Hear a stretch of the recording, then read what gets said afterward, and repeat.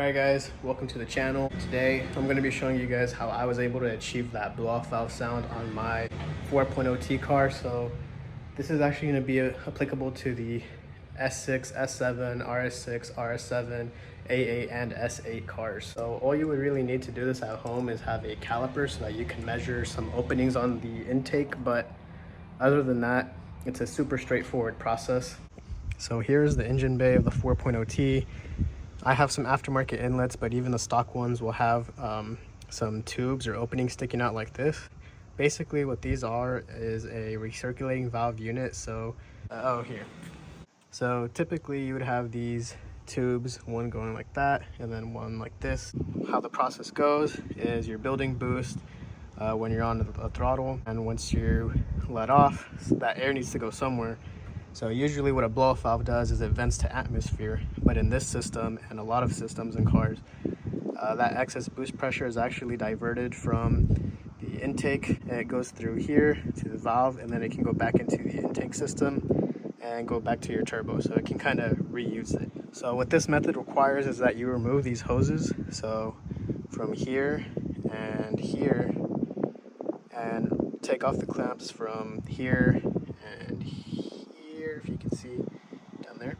And by removing these, you will allow your car to actually vent that excess boost into the atmosphere, giving you that sound like you saw in the beginning of the video. So with that said, I'm gonna go ahead and show you guys how I was able to make my caps and place them onto the car. So here's the material I was using to print. This is called carbon fiber nylon. So I have it in this little contraption. This is actually called a I don't remember what it's called, but basically it removes the moisture by turning this into like a tiny oven. There you go, carbon fiber nylon. Carbon fiber, that means everybody loves it already.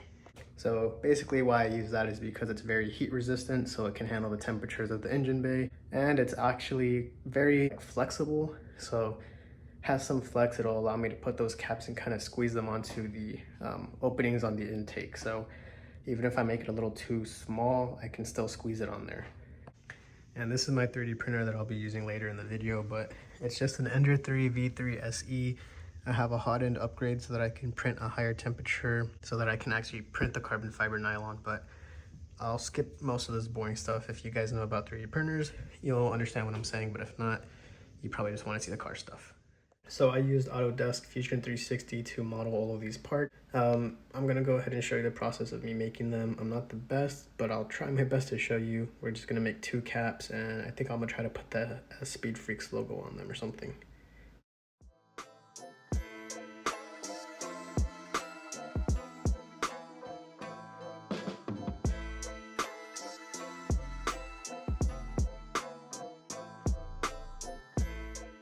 Alright guys, so you guys just finished seeing the time lapse.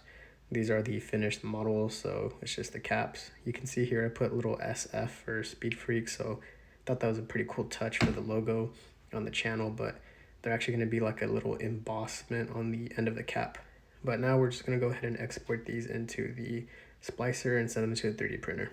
So I figured I'd just show you guys I'm using Ultimaker Cura as my splicer, but basically all this is going to do is translate my 3D model into a code so that the 3D printer can understand how to print my item.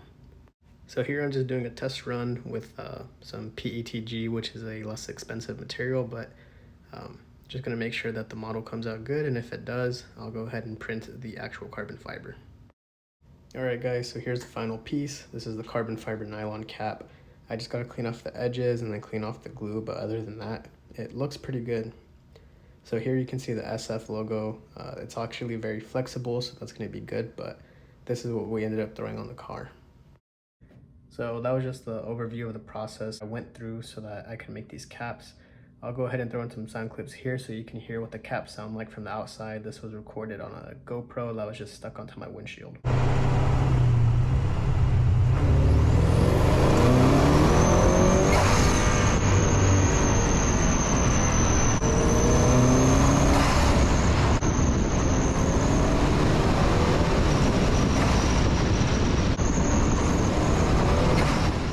That's gonna be it for the video, guys. Thank y'all for watching. Hope you enjoyed. Let me know if you guys have any questions or if you have any suggestions on what I need to work on, but that'll be it. Peace.